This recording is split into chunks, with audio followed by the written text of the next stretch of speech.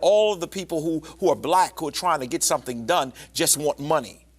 Heck, that's not true, because I've never asked too much for anything, and we've been able to do a lot of things. But the point now is, if the issues are in the first district, the second district, the third, whatever district it's in, pump the money in there. Build those stores up. Build those businesses up. Build those communities up, and you will see the violence go down. But for those of you who look like me and you, who sold out so that they can get a buck or get elected, thank you, just so that you could have some power or money, you should feel ashamed of yourself right now, because you're pitting innocent lives. You're pitting lives of children, adults, elders on the line, all so that we can have new, beautiful buildings, which, don't get me wrong, is needed for a city, but I think a life is more precious than a building.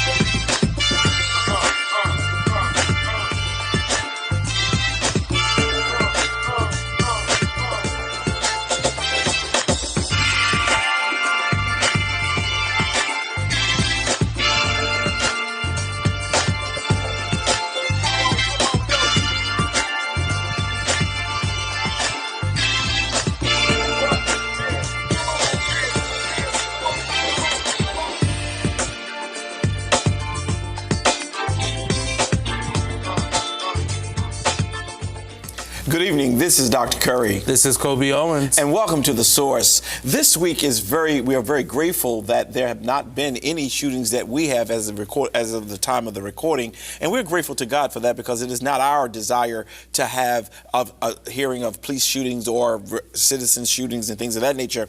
But there is something interesting that happened, Kobe. The mayor went on and had an interview on just a couple days ago, and he made some comments that I'm very interested in responding to, because it appears that even though he wrote an op-ed and it did look like he was giving up, he kind of tried to justify it and said some things. I want to talk about that. So let me allow them to look at this, and then we'll be right back. So, Mayor, a couple weeks ago, 2 Sundays ago, we published an op-ed from you on the surge in gun violence. Wilmington and many other American cities across the nation have experienced amid the daunting challenges of the COVID-19 pandemic. And you wrote, in terms of trying to solve for surging gun violence, rest assured that if there were a clear roadmap to follow, Wilmington, like cities across America, would be following it. The thing is, there is no roadmap. Crime is a symptom of weak social structures, poverty, and social isolation. These problems are deeply organic in nature, end quote. You went on to say and outline a strategy that will invest in the city's neighborhoods to create safer, healthier environments for residents, especially younger people. Can you start, as we get this conversation going, Mayor, by talking a little bit about how that strategy plays out in your best hopes? Yeah, I think the way, so I wrote probably later than I could have. I mean, this has been a problem that's been going on, and frankly, it's just my way that I'm not very good at presenting some sort of strategic palliative. And I think that happens so often where people have one program or another program that pretends to give people hope, but when you look behind the curtain, they promise much more than they can deliver. And I think what's wrong with it is, in a sense, it gives people who propose it a pass. Okay, I did my part. I funded this program, and now I can relax because I've done my part for it. And that's just not ever going to work. And so I wrote to try to be honest about something. And some people have said it sounded like I was giving up. Now I'm not giving up at all, but I have to tell you that the same old that comes around every time we have a spike in violence, I refuse to subscribe to, because I've been down this road before. I was chairman of the Hope Commission for 10 years of my life. We built that building. We did more for men coming out of prison than anybody else that I know around here. So I don't have to apologize for my record on this issue, but I do know that some things have proven to work to an extent, but most of the things we promise just never deliver. And so I don't like to see us put our eggs in those baskets. let me just think. I think if I have always had a a sense of how we can fix this, it is that if we build our neighborhoods, we will also strengthen our neighbors. Uh, Look, we have very low employment. Uh, we have we have very low income among people who are employed. We don't have a strong family structure, so we have women who maybe have two jobs or a job and three kids at home. And so what happens? The children wind up getting raised by a 12 or 13-year-old, or worse, they raise themselves in the streets. And so if that happens, why is anybody surprised by the results? To make sure we have context, now this interview occurred in May, I think it was May 26th of this year by Ed Forbes in Delaware Online, but yet it resurfaced this week because there was, whenever there's a spike in crime as he tries to address, but the mayor says several things that concerns me, and you can share in as you need to, but he talks about that he's not going to engage in loose promises and things of that nature during the time when there's a spike and promising this and promising that, when in actuality there's been no real promise that he's made. But then he moves from that and he talks about four things that I just want to say, and then we'll talk about them. He talks about building a neighborhood that is healthy. He says another thing is that one of the issues of why we're running into this spike is that very low employment, which is another word, as you have just helped me out, is another word for high unemployment. Yes. Number three, low income. And this is the one that troubled me, is no strong family structure. Now, if we're going to help deal with this issue of gun violence, correct, should the mayor have such a negative view of what's happening, although there's those, just so we can be clear, who will say that he's being realistic? No, I agree with those who say he's being realistic because it is an issue, right? Yeah. Earlier in this year, we saw the General Assembly change the minimum wage to $15 minimum wage because that is a huge issue. Now, is that enough? Absolutely not. These social and economic ills that he speaks of, I think, is needed in the conversation when coming up with these solutions. But you have to remember where they first started, right? They started from decades long of oppression under government structures, policies that have been put in place, right? So that means two things. One, you don't have to make those empty promises because you are the government now. Thank you. You are the executor of the city of Wilmington. You have your 7 members of council. Say that again. You have your 7 members of council that you use to get your blight bill through. Now use those same 7 and bring in the other 6 and do something that truly would unite the city of Wilmington and stop the gun violence. And how do you do that? You go back and look at where policies have failed and you fix those. That's part 1. Part 2 is a path to the future. Now you got to see what policies and programs will increase that community love, increase that peace on the streets, and then work with the council on a plan to make Wilmington a safer place. You said it during your campaign time. You wanted a just Wilmington, a Wilmington where everyone can live.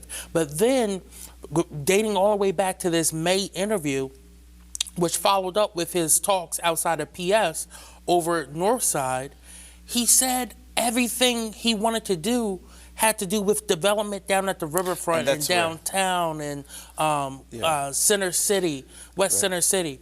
That is not enough. Yeah, and let me just jump in there and say to you, you're absolutely correct, and that's what I was really going to pay attention to. I know he knows how to strategically address issues because he did it at the riverfront. Correct. So there's no question in my mind that he doesn't know how to. He knows how to. But I think when there is no interest, then we can always talk about low income. We can talk about unstable families and things of that nature. But listen, he did for 10 years run the Hope Commission. And there were many things that happened positive out of the Hope Commission. I agree. But you hit it on the point, on the nail on the head when you said you're now the executor of the city. You have the votes you need to do whatever you want to do. Why aren't we calling people together And one of the myths, and I don't mean to go off into a tangent, but one of the myths is that all of the people who are black who are trying to get something done just want money. Heck, that's not true, because I've never asked too much for anything, and we've been able to do a lot of things. But the point now is, if the issues are in the 1st district, the 2nd district, the 3rd, whatever district it's in, pump the money in there. Build those stores up. Build those businesses up. Build those communities up, and you will see the violence go down. But you will never get those type of suggestions around him, because the people who are around him are not focused on the community, but they're focused on the riverfront. No, I agree with you. And you look at where we're at, right? You look at what we were able to accomplish in just a year with policing reform. Yeah. Why? Because we have a new generation of people who said, we're not going to sit back and play politics as usual. We have the side of the people, right? Which means we have a greater power than those who are actually in power. Right. And we can help make them listen to us and say, look, we put y'all here, listen. This is what we want to see. Now, politicians the mayor talked about this, these empty promises. You have politicians who buy into his plan saying they want a better city, and they use it as a campaign point, but when it comes time to introduce legislation and vote on stuff, they're the exact opposite. You look at his allies in the General Assembly. You look at Representative Nnamdi Chokwocha. He talks about education reform, but when it actually comes time to advocate for the city of Wilmington, he hasn't done anything. Wow. Interesting. Thank God we have advocates like Tizzy Lockman in the Senate for us, right? You look at these social ills. You talk about a better education. You talk about better living conditions. You talk about better environment. And you see these politicians who've been in for almost 10 years do nothing. Absolutely.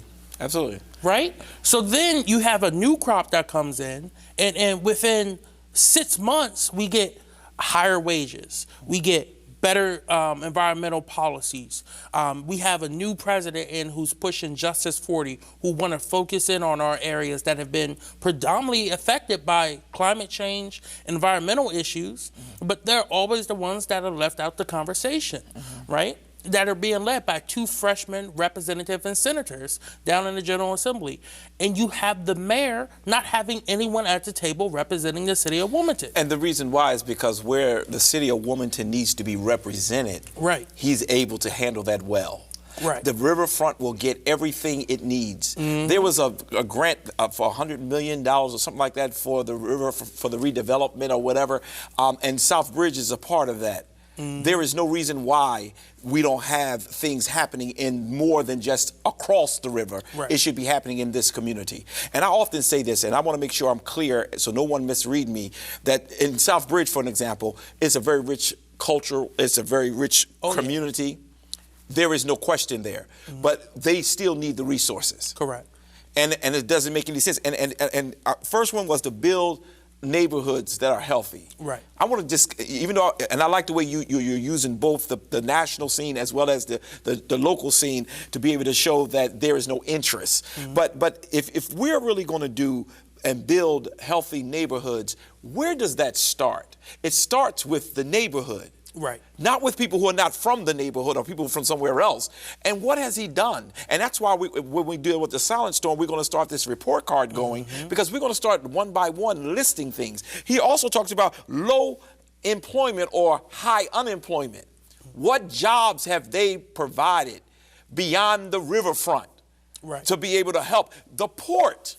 Where are we with this? It was supposed to provide so much for the people who didn't have this, the education. What's going on with the port? Exactly. If you want to build a neighborhood that is healthy, you're going to have to make sure you put in their jobs that they can do what they need to do. Stop saying that because families are not stable. The reason why, in my opinion, the reason why families may not be stable is because of all these policies that have certainly left us unstable. And it's not just policies. Look at this, right? You talk about a healthy community, right? How can you have a healthy community when social services are being pushed out the city of Wilmington and being replaced by luxury condos? I love your mind. I love your mind because that is exactly, it's weird because I got notes here. Say that again, just because it was so wonderfully stated. Clearly, the social services that will help those who are in need. become a healthier and more sound individual here in the city of Wilmington are being pushed out. Yeah. And what are those buildings being replaced with? Yeah.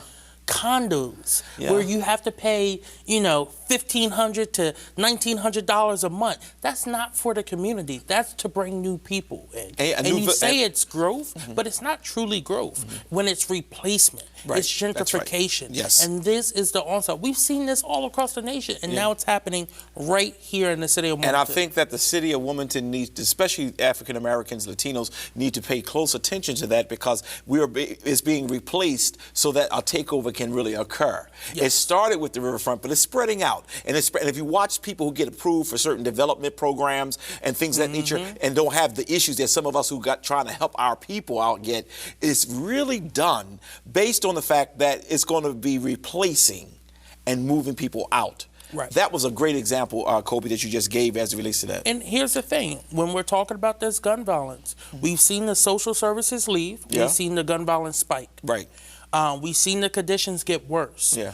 And until we start addressing that, one of the things the mayor likes to say is you have to wait to let the long-term strategies take root. Well, I'm sorry, but seeing young teenagers killed every day, I'm not willing to wait to see, how long that's going to take to stop. What strategy, though? Exactly. Okay. Apparently, they've changed these policing strategies, but they can't say it because, it then puts the public in danger if we know those strategies, even though we're in a state of emergency right now. Because in my eyes, whenever there's young teens who can no longer go to school because now they're affected mentally because they just had to come to the funeral of their best friend who was only a sophomore in high school. Yeah. Sad. Or younger. Yeah. So, all this coming together, I think it has to be that open conversation about what's truly going on.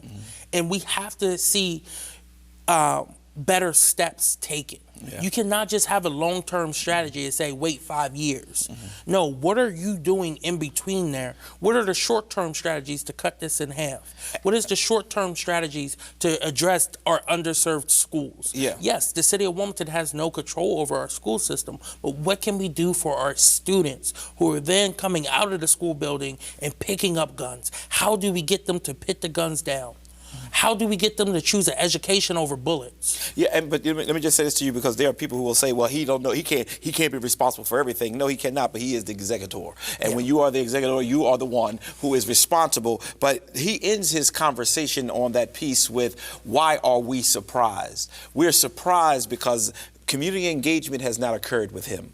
He has his crew. Right. Even his 7 votes to make sure he gets what he wants. But every person that disagrees, it is unbelievable to the level of vindictiveness that happens when you disagree with this administration. So his whole zone right now is, I got who I need around me, and whoever have sent me to that office, whatever they want done gets done. Because I cannot see, why would a mayor say, why are we surprised? We're surprised because we have not seen the community leadership engaged to the level that it needs to be engaged. I'm not asking for a job. I'm not asking for a grant. I'm just saying, let my people get access to certain things. That's what we are asking for. That's what leaderships are. People in the community who are trying to work on getting better for their people, they want to see things grow. They want to see that it's real. We see what's happening at the riverfront. We don't see what's happening in East Side. Exactly. And it's a system that is failing the people. Yeah. And here's the thing, and I'm going to look at this camera when I say this. For those of you who look like me and you, who sold out so that they can get a buck or get elected. Thank you. Just so that you could have some power or money, you should feel ashamed of yourself right now. Because you're pitting innocent lives. You're pitting lives of children, adults, elders on the line. All so that we can have new, beautiful buildings. Which, don't get me wrong, is needed for a city. But I think a life is more precious than a building. Amen. And you can't just sit back and do nothing. You made the decision, but you can also make the decision to change course and do something for this city. Yes. Now, that was Kobe sharing for those who have sold us out. But I want to speak directly to the politicians, the city council people, the black and brown people who sit on city council, who do not represent their districts. How in the world can you have one of the poorest districts in the state, in the city, and yet do not do anything to build it? Shame on you. Shame on you. We were already warned that our leaders will be sold out, but you got to remember from which you've come. And the same way my aunt taught me this, the same people you look at going up, be careful, because you're going to have to look at them going back down. We'll be right back.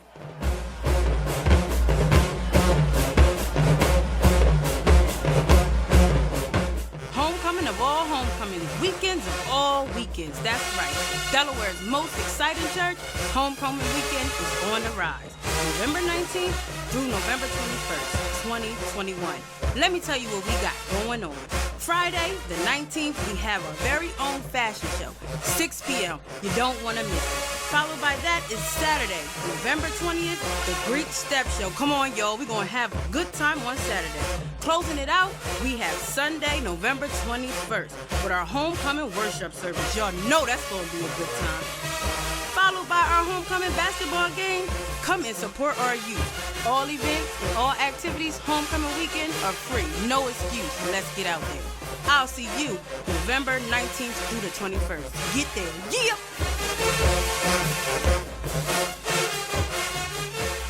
And we're back. On the national news, it is very interesting, Kobe. Something happened that is a man after my own heart. I love pastors who ain't afraid. And this happened, and I just thought it would be great for us to show our viewers. Let's just look at this real quick. Nashville police are praising a local pastor this morning for stopping a man who pulled out a gun during a Sunday service. Surveillance video shows the 26-year-old suspect with a gun in his hand walking up to the altar. He apparently told everyone to get up and pointed the weapon at the congregation, and that's when the pastor tackled the suspect. Before he was able to fire that gun, church members held the suspect on the ground until police arrived. He faces 15 counts of felony aggravated assault. Yeah, that's a man after my own heart. I like that kind of pastor. I like a pastor who can preach and have the power to be able to deliver. Interesting. Yeah, you know, and when seeing a video like that, you know, the first thing that came to my mind was Charleston. Yeah. What happened down there, unfortunately, with those, the Charleston 9 and Dylan Rolfe. But seeing the pastor, you know, wait and take the opportunity as soon as he turned his back is good. But also I want to talk about the young man. He was 26 years old. He was not a member of the church, but he had been to services before. And then when he took the altar, he had two things in his hands. Interesting. In his right hand, he had a pistol, and in his left hand, he had a Bible. So I don't know what was exactly going on through his head and in his life to make him do this, but I hope that he finds counsel, he finds help, and that this isn't just another opportunity to lock him up. I believe he should go to jail, but in jail, he should receive the services he needed. Because to do something like that, you had to be hurting. Something had to be going on. Right, yeah. And it's really a sign of the times that we're in, where there is no respect for any sacred spaces, and to the point where we do need to address some of the ills in our country, because the mental piece, the mental illness is something that's a sickness, and we need to be able to address it. And oftentimes we don't address it. We just simply say this person is a bad person. Right. But I watch how, if a black person is doing something like that, they're deviant, they're horrible. But if a white person does it, then it becomes, oh, well, you know, they had a little hard time going on and we need to pray for the mental illness. But in actuality, I agree with you. The services that he needs, we hope and trust that he will get them. Yes. Yeah. And you know, you see some of the parishioners, they leave out as soon as the pastor tackled. They said, I'm out of here. But I think, you know, his heroics saved all of them that day, right? You don't know how many bullets he had, and who could not have gone home to their family. So I hope He got a nice after-service dinner. Who you for mean, the that pastor? one. The pastor. Oh, yeah. Oh, yeah. Well, yeah. Well, I tell people all the time that it's 2 plates of mac and cheese. 2 plates of mac. No, the collard greens is, I think, what they really want in the fried chicken, so you can give them an extra chicken leg. But I often say, now churches are starting to realize that yes, you have to pray, you have to, preach, but you have to protect your people too. Yeah. That's the extra P I added in there. And here at Ease I Am Fair, I'm gonna be very honest with you. We are well protected. I mean, I feel I'm grateful that the pastor was able to combat that without any violence. But we are living in a day now where violence, no one respects anyone. Yeah. So you have to make sure your people are protected too. And you said some of the people said, I'm out of here. Yeah, that's how it rolls. It's like, oh, Lord, you have got me through this. I'm out of here. But we hope and trust that he will get the services that he needs. And we also hope and trust that church will realize that the hand of God was over them. And I pray that they will continue to be blessed. Anything else you want to share on that? Yeah, and just the charges brought against him are 15 counts of felony aggravated assault. And probably more charges will probably be added to the case. Yeah, probably so. We'll be right back.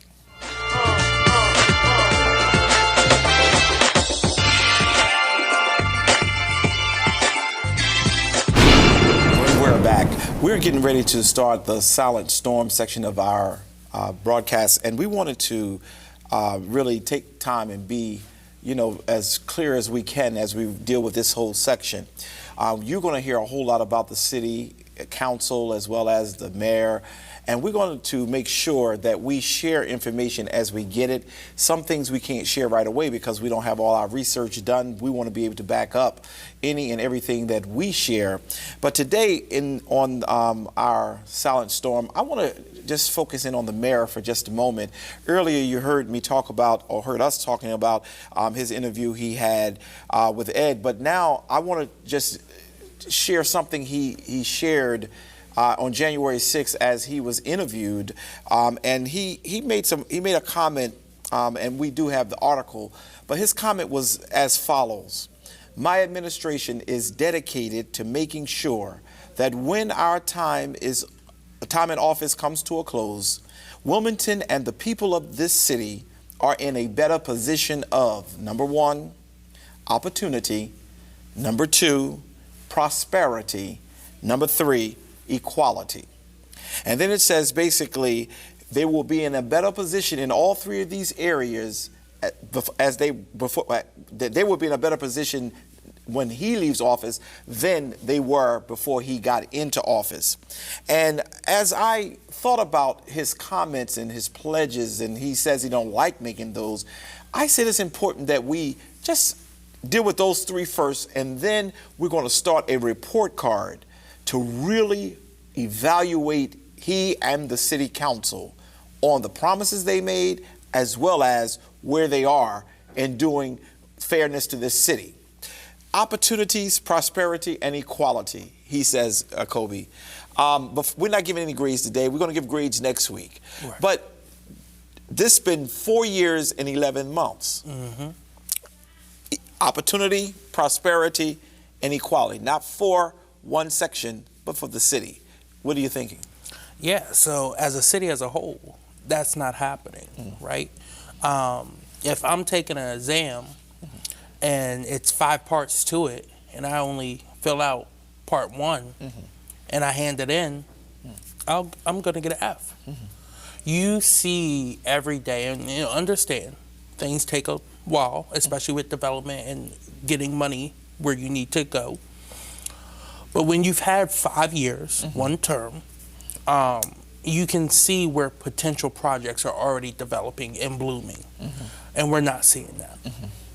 When you equate the work that you're doing downtown to the work you're doing over North Side, and say downtown we have redevelopment, we had investment, we have a huge police force presence down there, crime is down, and then versus what's going on over North Side is we put bike lanes in.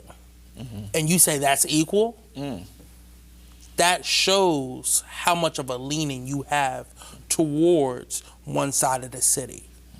That resilience and community care, right? It's already there. And, you know, regardless of what section of the city you go in, there's little neighborhoods that are strong culturally. Whether it's Little Italy, South Bridge, Riverside, which whatever is left over there. Yeah. You have these strong communities already who love where they live, right? They just want to see better where they live. Right. And everyone's going to have different concerns. And I think that's why you can't make blank statements like that. Right. You have to be willing as the sole person, and people say, oh, well, the mayor can't do everything. That's true. But the mayor should have a working relationship with all the council districts and their council members that represent them. But also, he should be in tune with the civic associations, with the neighborhood planning councils, with community leaders from different neighborhoods who are advocating for different things. And just because one neighborhood's advocating for one thing and another neighborhood across the city is advocating for something completely different, that doesn't mean they're going against each other. Absolutely. They just both want to see what's best for their community. And I think you've seen this divide and divisiveness come from this administration to a whole new level, where now it's very clear on almost all levels that there is two different Wilmingtons. Yeah, and as I watch, I don't know the mind of the mayor, but I watch how he has handled his administration. He has his chief of staff and he has his deputy chief of staff. In normal functioning governments, you would have them making sure they have people in every strategic area of the city or state, wherever, to be able to address what the ills are, or even strengthen areas that need to be strengthened. But instead, their attention, one is on administration, making sure that the personnel side of the house is being run well. The other one is on the media, making sure we don't get no bad press. But no one is for the community. Right. While they will have a position that says community engagement, but it is very clear. There's no one who understands the community that is to be served. Right. Now, I know that we have city council members who should be handling their districts, but if you are a mayor who's going to make the city have better opportunity, stronger prosperity, and equality, then you have to be out among the people. Your people have to be out. There has to be, and this is why I keep saying we cannot run two candidates ever again. We have to come together as African American, Latino community and say, this is the person we're going to get behind, and this person must get in there and do what they are supposed to do. Because the problem is, how do you win a city like Wilmington with so few votes? Right. It's because it was all set up, and we cannot let that happen again. But again, where is the opportunities on the east side? Right. I agree with you. And again, this is unfortunately, this is what happens, like you said, when you win with such a small margin, you focus in on the groups that voted for you. Yeah. And, you know, I think that's why it's important for anyone who runs for office. Yeah. Elections are elections. Once you're elected, you're running to represent everyone. Yes. When you run for a district seat, you represent everyone in the district. When you run for a citywide seat, you're supposed to represent the entire city. And the fact that you go into these communities and you think that the way to communicate with them is by saying, look what we're doing elsewhere, is sad. And shows that you truly don't get it. Yeah. And he's even said it that he may not be the best to speak to certain issues.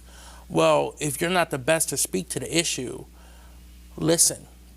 And get somebody around you who can. Right. Listen to those who are the best. Yeah. And I say this all the time. It's a Brian Stevenson quote. Those who are most proximate to an issue will have the best solutions. Absolutely. And take what you hear, partner that with your policy team, and craft a solution that addresses the issues that you heard not the ones that you think of. But the problem is that doesn't make any sense when I am around people who will Correct. feed me what I need to hear. Exactly. And this is the sad reality. He has enough people in the black community, preachers, all different religions, as well as community leaders. When you made your comment earlier about shame on you, I stand with you on that, because he has the right for himself, people around him to say, hey, I did this, I did that, I did the other. But the ones who are really trying to make a true difference and make a real impact, he has been very, very distant. Right. So where I think needs to happen for us to have better opportunities, prosperity, and equality, is that there has to be a true commission of individuals with different, as they call it, a plethora of ideas coming together, sharing what the community need. And it's not always the pastor of the big church. It's not. It could be just the persons who sit in those civic meetings who have a different idea. They know what they need. They're in close proximity to the issues. But when you're talking to people who don't even drive out of the neighborhood, I don't live in Southbridge. Right. So I'm not saying I'm the best advocate for Southbridge. You know, I'm a voice, I have some power, so therefore I'm going to use it to support and represent my people, but I'm not the best person to represent Southbridge because I don't live in this community. I drive out of this community.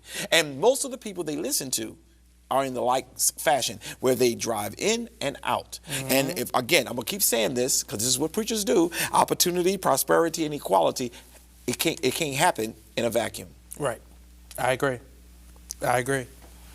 I don't know, Kobe. We're gonna eventually get it right, and if we don't, we're gonna perish together because it is becoming very, very scary. So what we're gonna do for the next couple of weeks, Kobe, is we're going to, in the silent storm, we're gonna start with the mayor. We're gonna give a report card every week. We're gonna give a different pass-fail on issues of promise.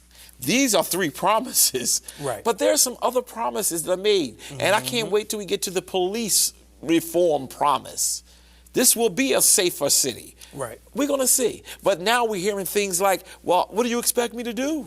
Exactly. Well, why are you surprised? Yeah, why are you surprised? Well, we are surprised because we elected you to do something, and if you can't do nothing, then why don't you give up the seat and allow somebody else to do something? And I think that's going to be very important. I do want to say before we end this segment of the Silent Storm is that I did reach out to the News Journal. And I did speak with 2 people, and they are going to respond to me appropriately, and may even, I'm not sure if they're going to come on, but they are trying to figure out the best way to handle and address what I'm asking. Because I don't understand how Dennis Williams can get such negative press from all channels, and including the News Journal. And now it's like, okay, it's fine. This is what happens when you're in a spike. No, that's not the way it should be. And this is worse than what was going on during that time. Exactly. So I'm just waiting for them to give me another response. And I want to make sure the audience know, and those of you who are watching us, that we're not letting anything go. And yes, I did do a call into the mayor's office regarding a conversation that I want to have with him, because I would like for him to come on to the show. I'll treat you right. I'll never do anything to disrespect the man. I respect office, even if I don't like the person. And I don't have an issue. I like him. He's just not helping my people. Right. I don't want nobody to ever think I hate him. When he got sick, I was one of the first ones who prayed for him. And I never went to his office to do it. I did it, and my congregation is aware of the fact that I did it because we love him, the person. However, his policies and how he associates himself with certain people is just egregious. And I just, I want to touch on that point right there. This is about policy. Yeah. This is about the office. Yes. I hold nothing personal against Mayor Pazicki. And that's what politics is supposed to be about, right? We can debate till we're blue in the face and fall over, can't breathe anymore. But then after we're done with the policy, we can still be friends. We can still work together. Right. And that is what is missing from politics today, not just here in the city of Wilmington, but all the way up to the federal level. Well, we see that. And we see how that is changing our system, and who is the ones who are negatively impacted by all that? The people. Yeah, that's right. Yeah, and you saw what happened with Mitch McConnell. He voted for the infrastructure bill. Now the Republicans are coming at him crazy because they just don't want Joe Biden to get a win at all. To give him a win is disgraceful, they feel, and that's what's happening even with the city. And I'm gonna keep bringing it back to the city because we're local, and to get a win, if you give this person a win, then that'll go. You're demon. If there's some things good that the mayor has done, we're gonna make sure we highlight him. Yep. If there's some things he did bad, we're gonna highlight him because that's what you call being fair. And I think at this point in our time as being both anchors are here on this show, that we got to make sure that we are representing the people because their voice is missing. Yep. It's missing. I agree. Yeah. So we'll be right back. I'm getting vaccinated against COVID-19. Yes, there could be some short-term side effects from the vaccine, but they go away in a day or two. Those are signs that my body's building protection. It's worth it to avoid serious problems from COVID-19 disease. And we're back. Well, my favorite time of the show, Kobe's Corner. What's going on with the Kobe's Corner today? Yes. So I want to kick it off talking about some international news. President Biden helped us renew U.S. leadership on a world stage. And that started at the UN's climate conference that's just wrapping up today. What he did was on day one, when he first got back in office on January 20th, he recommitted us and rejoined America into the Paris Agreement, which is the Paris Accords there to say, look, we know we have a part in climate change. We want to try to bring down carbon emissions. We want to try to change our carbon footprint and stop the rise of temperatures across the board. Trump took us out in 2020. And Biden put us back in. We rejoined with over 190 other countries that are working to bring down the temperature and to address climate change. But a part of that, he laid out the U.S. framework of how we're going to do that and what he wants to see with that, right? So he's saying he's launched a new program called Prepare, right? And it's the President's Emergency Plan for Adoption and Resilience, Adaptation and Resilience. And that is looking at how we're going to change ourselves to become more resilient and more reliable on energy efficient, green energy, rather than natural gas and oil and coal and substances like that. So that is looking to invest $3 billion financially, annually, into this program to really get America going in the right direction. And it also acknowledges that information is power, right? So educating people on climate change, but educating them on green energy and how you can transition, whether that's solar power, wind power, hydropower, it all comes into play, right?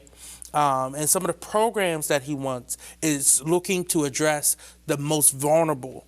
And the whole plan is this, those who are in low-income communities, and you use D.C., I'm going to use D.C. as a study, right? D.C. yesterday released a plan that shows those areas in that small box of a city that are most impacted by pollution, by a bad environment, and just bad policies. Well, the areas that are most polluted are the black areas. The areas that had the highest, that has always had the highest minority population is where the city has pushed all the pollution, have pushed everything there. And the white neighborhoods were protected. So looking at the breakdown in different states and cities to make sure those communities who have been on the front line of pollution and environmental injustice get the proper resources that they need. He also said that we will submit the first U.S. adaptation communication under the Paris Agreement. And then also we will submit our third and fourth biannual reports to the Paris Agreement. And then also he's going to release a long-term U.S. strategy to meet the 2050 goal of bringing down global warming to less than 1.5 degrees Celsius annually. So looking at that, he also talked about how he paired our infrastructure bill that he'll be signing tomorrow, Monday, with the framework of the Build Back Better Act, and how those two are going to interact with each other, with really investing $555 billion into the largest single investment into clean energy in America's history. And he just, talked about the clean energy technology from wind turbines to solar panels and other material made with American steel. So it brings back a lot of jobs, right?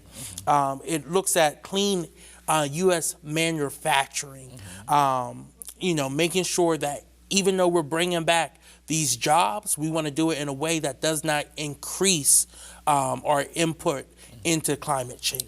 So he's doing a good job, and I think that's the leadership that we needed to become a cleaner and more sustainable society, and to leave something to our children, to our up-and-coming generations, right? We want to make sure they have a planet to enjoy like we have. Absolutely. So I thank him for that. Next, I want to get a little more serious about something I talked about last week, and that was the Kyle Rittenhouse trial. Kyle was on trial for killing 2 people and injuring 1 other person in Kenosha last year during the Black Lives Matter protests. And before I get started, I'm going to show you all a video. Take a look at this. Describe what happens. Once I take that step back, I look over my shoulder, and Mr. Rosenbaum was now running from my right side, and I was cornered from in front of me with Mr. Zeminski, and there were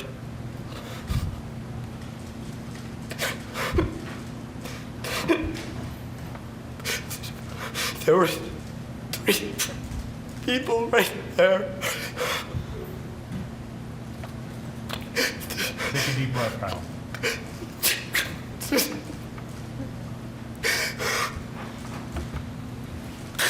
That's what I...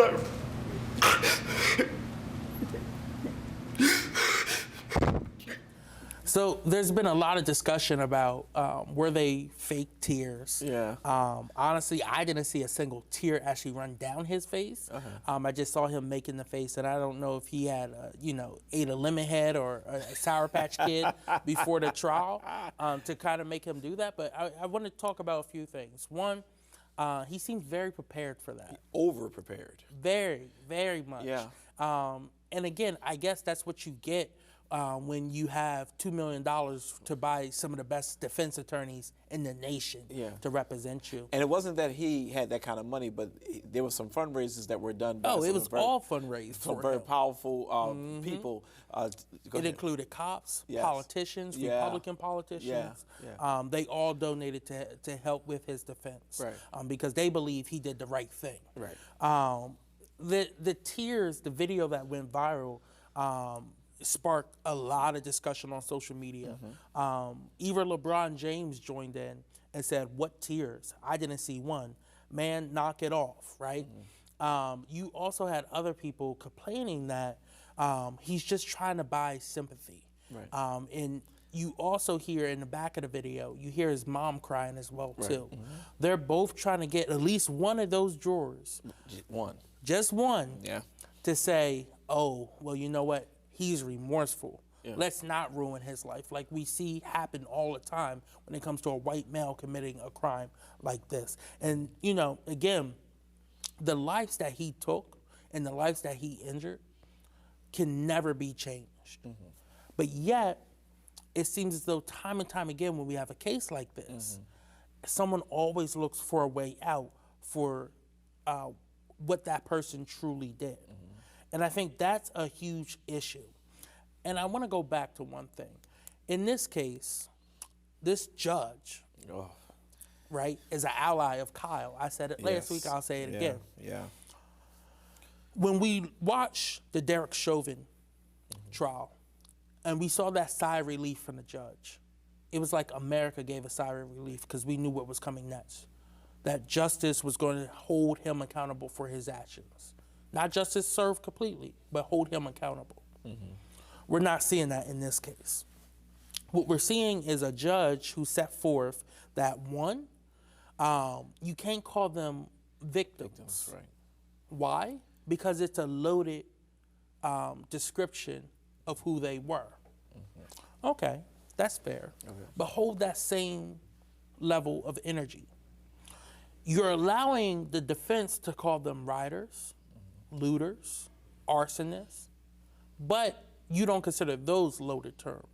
But the word victim, you say, will sway the jury in a way that is not fair to the defendant. Okay. In my mind, that shows me right there, you're trying to sway That's right. the juror. Absolutely. Which is crazy to me. This guy's name, the judge's name is Bruce Schroeder, right? And he's the presiding judge, but he has a long history of being very tough, especially on the prosecution. He's not one to bite his tongue when it comes to reprimanding them. And he's done it 2 times. There's been 2 outbursts already. Oh, yes. But, you know, this whole thing of this was self-defense, he was trapped.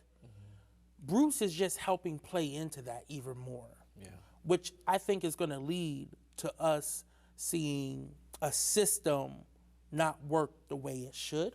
And this is what we've been talking about. It's completely mind-blowing about the victims not being able to be called victims. Absolutely. They were murdered. So therefore they are victims. Right.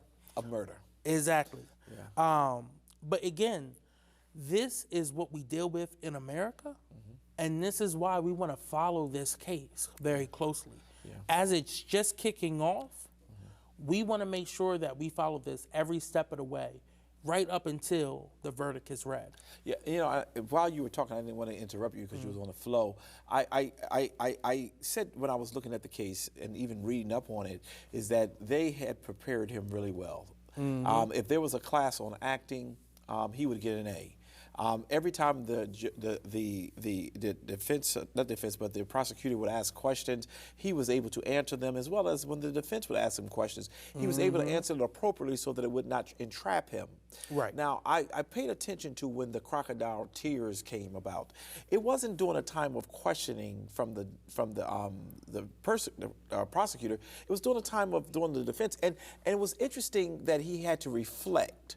He reflected on what happened, and now he breaks out and cries like, oh my God, I have such remorse. If I could do it again, I would not have done it that way. Right. And that behavior was prepared. I don't care what anyone has to say to me, it was not real. It was a prepared moment because they knew I just need one juror to say he is human. Yep. And with that one juror saying he is human, he will be able to get acquitted. Interesting. And you know, and not funny, but funny point of this trial, again, we're staring up things on social media. Webster Dictionary tweeted out the definition of crocodile tears while watching this video. And it said that crocodile tears is the alleged that crocodiles cry while they're killing their victims. Oh, wow. So let that set in. Oh, wow. So either they, which usually stays very non-political, non into anything. Right. Either they are seeing where this trial is going. So again, you know, you have people who say we want peace on the streets. Let the court deal with it. Well, you're seeing what the court is doing with this case. Unbelievable. Also going on right now. Is the McMichael trial. Yes. The McMichael dad and son duo were 2 that killed Ahmaud Arbery. Yes. Last year. young black man who was on a jog and stopped by a construction site, looked in, and then continued on his jog. Travis McMichael, in January of 2020, had called 911 to report that his gun was stolen. Right. Just a few months later, he used that gun to kill Ahmaud Arbery. So did they ever find the gun? No. Or he just appeared and used it? He just appeared and he had it. Oh, wow. Wow. But it wasn't until February when he called the cops again to talk about Ahmaud Arbery and that it was a suspicious individual. Also on these calls and on these tapings and on the video, you hear them talking about how they had him trapped, how they had him cornered, Right. and how they executed him. Yeah. And now these same men are now talking about, oh, well, it was a lot of burglaries in the neighborhood and break-ins around here lately. So that's why we had to take the action we had to take. To now what they're saying in court is they're remorseful and that they were just trying to protect themselves. Yeah. But these same 911 tapes in this video shows them cornering Yeah, but Aubrey. how could anyone who watched the video of what happened from he was jogging, although there's some people in that community who say he was not jogging, he was running away from the scene, but that was definitely not it. He was taking a jog. Right. And how could they say he cornered them when they cornered him? One was in the car, one jumped off the truck and started fighting them, and then we realized that Maury was much stronger, much tougher. Then he said he thought that if he would have gotten his son's gun, he would have killed his son. So he decided to go ahead and shoot him. I just don't understand.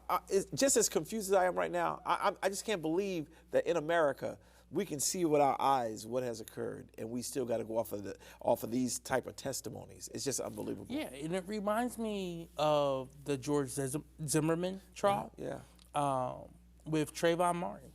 This is an individual who's walking down the street, minding his own business. Skittles. Eating Skittles and iced tea, Arizona iced tea.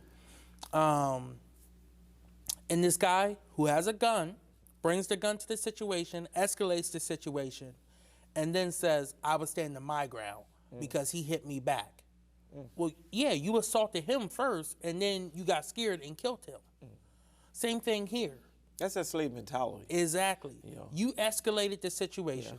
You attacked him, and then when he fights back, it's self-defense. Because I got hit too. No, that's not what self-defense is supposed to be. You're not supposed to hit massa. Right. Right. Massa can whip you, but you're not supposed to hit massa. Right. So again, this is a disturbing case to watch. Both of them actually are very disturbing to watch because right in front of our eyes, we're seeing how our system is failing to protect everyone equally.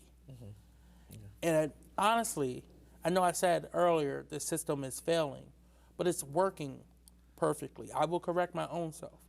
This system was set up to protect certain people. Right. And it's working that way, and we're seeing that right now. Yeah, as certain people. It's a shame that you don't look like the certain people it's supposed to be protecting. Right. Because we're supposed to be all treated fairly, as one nation under God. And in actuality, it's two nations here. Right. And the haves and the have-nots. And the have-nots always are the black and brown people. So I will never finish that sermon because I'll continue to talk about it. Kobe, I really thank you so much for the time we shared together today. This was really a good show. We got an opportunity to talk about many things. And we're going to follow those cases. Trust me, we're going to follow them, and we're going to watch to see how things are. We'll be bringing clips from different various ones as well as we're going to be probably in your neighborhood shortly because we're going to start going into the districts to talk about and to see whether or not your district council person is doing his or her job as well. It's been a great time. Kobe, you got anything else you want to share? I have nothing else to share. Have a great weekend and get ready for the work week. I heard it's supposed to be a little rain, but I cannot wait until it snows. And then also my favorite holiday is right around the corner, Thanksgiving. Oh, Thanksgiving. Oh, here's Thanksgiving. Well, mine is Christmas, but I got you. I like that Thanksgiving too. I want to thank all of you for the time we have shared together today. Don't forget, make sure you are going to vote. Make sure you start looking and listening to our candidates who are running. Make sure you pay attention to the show that we try to bring to you every week. Our whole goal is not to boost ourselves up, but it's really to highlight the injustices that are happening in and around our city, our state, and even our country. It's been a good time together today. This is Dr. Curry. This is Kobe Owens. And we'll see you later. Take care, y'all.